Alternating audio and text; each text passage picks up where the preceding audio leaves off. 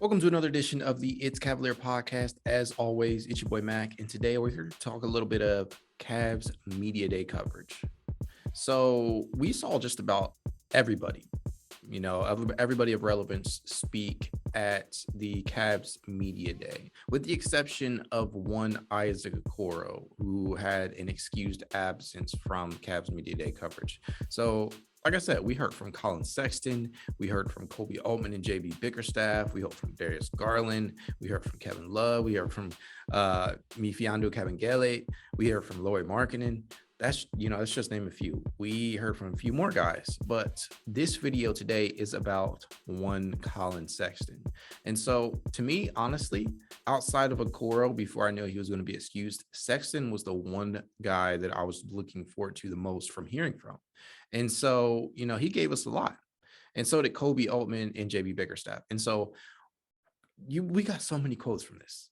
I mean, it was telling to hear both sides really kind of allude to what's going on with the contract extension talks, but not exactly say where they're going. And that's to be expected. I mean, these are negotiations and they're ongoing negotiations. So it's going to take some time before we actually get any type of foundation laid for what is to come in regards to what numbers we could see, or rumors on whether or not how many years he's going to be offered, things of that nature.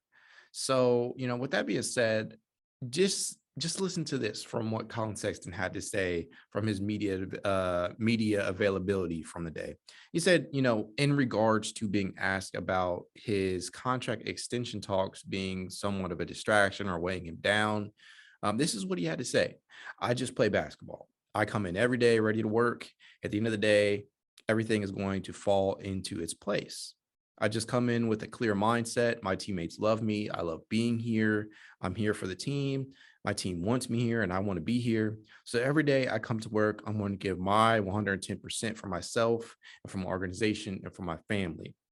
Now, one thing that stood out to me from all that is how many times Sexton said the word here in regards to he wants to be here. People want him to be there. Now, conversely, Kobe Altman, when asked about this same topic, said we want him here long term. He wants to be here long term. We're working with his representation to see that through. But this is someone that has been with us since the start of this thing, and we love him. We will deal with that behind closed doors. The feelings are mutual in terms of something long term. And so you're hearing a lot of the same verbiage being said here, and that's that they want him there and he wants to be there. The thing that also is being said without actually being said is that they cannot agree on terms of what actual salary is going to be handed out. And so that's commonplace. That's normal. I completely understand that. And mind you, this was the Cavs Media Day was held, I believe, a few hours before Michael Porter Jr. signed his massive deal that can be worth up to $207 million if incentives are hit.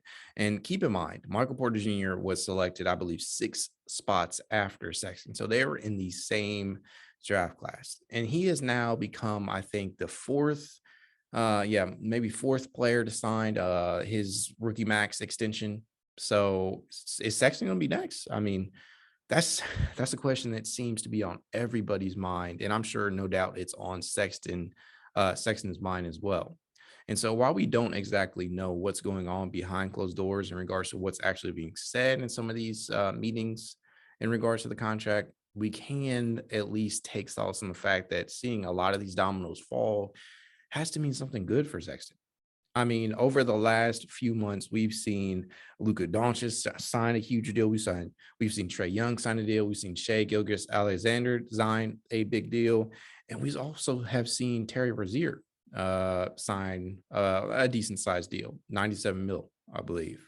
So for me, I mean, you're looking at some of these different contracts that have been handed out, and I mean, if you want to take the Rozier deal for example, I think it's 4 year, 97 mil. That is great money for Rozier. I think at 27 years old, he had his best season last year, as did Sexton. But keep in mind, Sexton is just 22 at this point in time. So there's still a lot of time for growth. And we've seen nothing but consistent development from this guy, from year in, year out.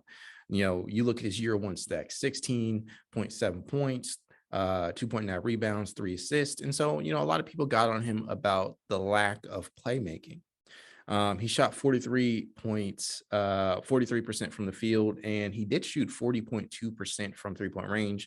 But keep in mind, that is also only on 3.6 attempts. That was another area that the team was asking him to clean up. And that was that the shot attempts from range. We want to see that elevate as time goes on, especially with the league that we currently play in. Well, that he plays in rather. So, you're looking at these things and you're seeing consistent development every single year. So you go to year two, 20.8 points, 3.1 rebounds, still 3 assists. He could, use a little bit of work. That was the point of reference at that point in time. And during his going into his second year, he shot 47.2% from the field, 38% from three. So he did see a bit of a decline there in his 3-point percentage. But again, that coincides with taking more attempts. He shot, I believe, 3.9 attempts that season. That's up from 3.6 the prior season. Then you're looking at year three, the year that just passed, season just passed, 24.3 points. So again, you're seeing a consistent leveling up of the scoring output. Year one, 16 points, 16.7, year two, 20.8, year three, 24.3. He's got a consistent level of increased production in that regard. So, he added 3.1 rebounds to that. That's a career high, 4.4 assists. That was big time to me because he managed to up his assist numbers. And for all the people that say that, he's not a playmaker or ball moving is kind of stagnant whenever he's on the floor, I definitely understand some of those things because I'm not going to lie, he has been guilty of, over dribbling on occasion. But I think that is something that can be cleaned up. That's something that can be fixed. And again, guy is still relatively young, just 22 years old. In that same season, shot 47.5% from the field. Again, declined in 3-point percentage, 37.1, but he took more attempts, 4.4 this time around. So if one thing that needs to be said, one thing that's obvious and clear at this point in time is that he's getting better. He's getting better. Everything, most things across the board were career highs in year three. So going into year four, the expectation is that these things will start to translate towards more wins. And that's the thing. To me, you can talk all the live long day about, this guy is just a good scorer on a bad team. He's just putting up numbers. But one thing that needs to be kept in mind is that it takes more than you can't just roll out of bed and consistently put up good numbers. There is some work that goes behind there. There's a lot of work.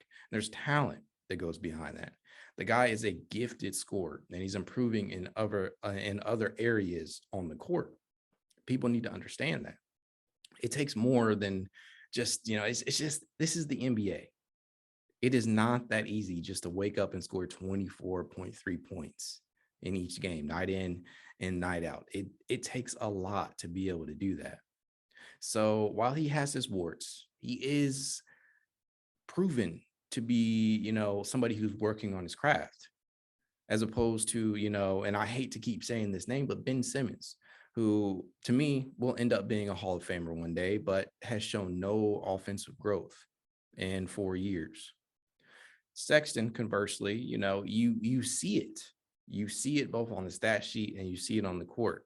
It may not be at the pace that a lot of fans are wanting and expecting, because we came off of 4 straight years of playoff and finals basketball, but there is improvement. You cannot blame all the losses on Sexton. And so while it may not be showing up or may not have shown up yet in the win-loss column, Sexton is improving. But for, in regards to his contract extension, the only thing to me that is going to silence the naysayers or quiet the doubters rather is, for the statistical output to translate to wins. And I think the Cavs are heading in the right direction in that regard. the additions of Mobley, the additions of Rubio, Markkinen, bringing in a guy like Kevin Pangos, there's another guard off the bench. These are solid moves, and we really saw the amount of injuries that the Cavs had last season. And I think adding depth, especially in the guard room, to me, that's big time. There were so many players last season that missed a significant portion of time. Collin missed some games. Darius missed quite a few games. Kevin Love was out for most of the year. We saw Larry Nance go through up and downs. And then although Larry's not here in Cleveland anymore, he still, his presence was lacking on the court last season, and that really had a big impact on the Cavs' ability to win games, especially down the stretch. And so, heading into year 4 for Sexton, I think this is obviously going to be the make or break year for him, because barring, I think it's the deadline for the Cavs to sign him, and I could be mistaken on this. I think it's October 18th at 6 p.m. I think that's the latest they can sign him to a contract extension. Barring that, he is likely going to head into restricted free agency if the team can't get a deal done come the end of the season. And so that's not necessarily a bad thing. And those of you who have listened to me in the past have heard me echo the sentiment that I think this is the direction that they should go in, because it gives Collin the ability to go out and shut everybody up, ability to prove that he is more than just stats. And while I don't necessarily believe that, there are a lot of minds, both fan and GM alike, that do think that way, that, it's just empty stats. I mean, even our own Kevin Love was questioned like that back in his Minnesota days, till he got to Cleveland, and he did play a vital role in bringing the Cavs a championship. But for Collin Sexton, I don't necessarily think this is a bad thing, because I think he gets the opportunity with, a much better roster around him to prove that his statistical output can translate to wins on the court. And I think if he is able to do so, in which I do believe he will, he'll end up giving the organization no other choice but to sign him to that rookie max scale deal. Whether that be I can't remember what the exact number. I think it's like 168 million that he can sign. I could be mistaken. I don't have the numbers right in front of me, but I do know that he deserves more than to be paid Terry Rozier type of money, which 97 mil. You got to pay the guy at least over 100, in my opinion. If you're not going to go to the max, I do understand that, because the Cavs, being a small market organization, do have to keep other future contracts in mind, i.e. Darius Garland. You still have to get the Love contract off the books. You may have to plan for an Isaac Okoro extension down the line. There's a couple of question marks here. So if the Cavs are able to sign him to under the max extension, I'm not going to be mad, but I do think, he might force the organization into having to do that. If his play is so much higher this season, and we see a motivated Sexton, we could see a level of play that is elevated so much that other teams might come calling with, an offer sheet that the Cavs have no choice but to match rather than lose him. That's completely a possibility. And I'm banking on the fact that, steady improvement from the rest of the roster, as well as internal development from Sexton, will end up, being the case and getting this team into playoff, if not play-in territory, which I completely think is possible. And although I do think the East, as I alluded to in my last episode, I do think the East took a massive step forward. I do also believe that the Cavs did too. That the additions that they made will pay dividends, in my opinion. And this all remains to be seen. We have these feelings almost every single offseason, as Cleveland fans. We want the team to do well, but you just never know until you see the on-court production. And so I am of the mindset that the Cavs have gotten tremendously better this offseason with some of the moves that they made. And although they've lost a few pieces, Nance and Prince, they've gained more than what they've lost. And I think the development trends that we saw last season will continue this year. And, barring injury, I do think that this team has a higher ceiling than most people give them. A lot of people are still very much down, but everything that I saw at the Cavs media day really just it gave me a good feeling. I don't know about you guys, but it gave me a great feeling in regards to the direction that this team is heading in. And I know there's a lot of hate out there. There's a lot of distaste for Kobe Altman and therefore JB Bickerstaff. I just don't understand it. Yes, there have been hiccups along the way. We know what happened with Kevin Porter Jr. We know what happens, with handing Love the massive extension that has really been a hindrance there. And there are other hiccups, but I think for the most part, the guy has done a pretty good job, selecting Colin Sexton eighth overall, getting Darius Garland, who people are considering like a top 15 point guard in the league. And he's getting praise from guys like Steph Curry. That's big time. Getting a perimeter defender in Isaac Okoro, a guy who we think of that could develop into one of the better two-way players in the league. Drafting Evan Mobley, getting into that, possibly being the power forward or center of the future. Re-signing Jared Allen. These are all great things.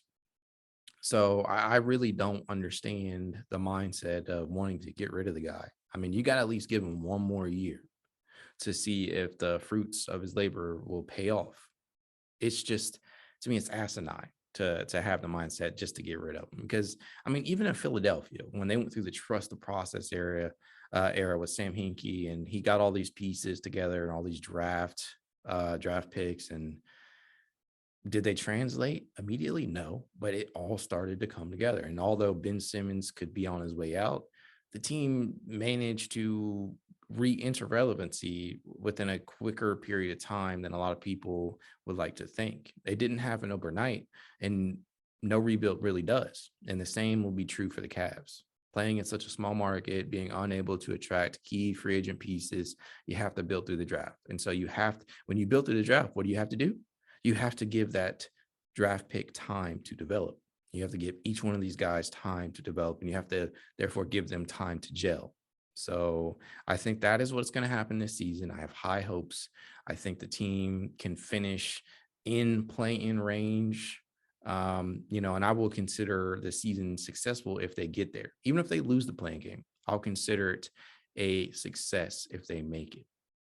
That's just kind of how I feel. And I think if that ends up happening, you have no choice, in my opinion, but to give Colin Sexton a new deal towards max territory or close to that. A lot of people are saying that a good baseline for him would be the Jaylen Brown deal, which I think was 4 years, 115 mil. And that was signed, I think, either last year or the season prior. You look at De'Aaron Fox and Donovan Mitchell's deals, they're $163 million each. To me, you do that. I mean, Colin Sexton to me he may not be getting the recognition, but he's a pretty damn good player and he's a really hard worker. He may not be on the level of Mitchell just yet, but again, part of what you pay the next attention out for is not necessarily all the production you've seen, but also what that player could become, right? I mean, you're paying a lot of this based upon potential. The Cavs just did that with Jared Allen. And while we have seen a lot of on-court production from him, that $100 million deal was not entirely based upon the on-court production that he's shown just now. It's about potential, about possibly being able to develop a semblance of a perimeter game. It's about becoming a better defender. It's about putting up better numbers. It's about competing with some of the NBA's better big men. And conversely, for Colin Sexton, I think the same things can be said. We've seen the scoring ability that he's had, but you're going to pay him for what he could become as a playmaker. You're going to pay him for him possibly becoming a respectable defender, even at his smallish size at 6'1". You're not paying a guy just for what they've shown, but you're paying them for what they could become. I mean, Michael Porter Jr. just signed that huge deal worth up to 207 mil. You cannot tell me that what he's shown on the court warrants that just yet. It's about what he could show in the future. It's about what he could become in the future. And the intangibles are there. The potential is there. The team around him is there for him to do well with Jokic and Murray and company. But, I think the same has to be said for Sexton. And I'll leave it at that. As always, you guys can reach out to me at itscavalier_pod on Twitter, TikTok, Instagram, and YouTube, as always. And you guys have a good day.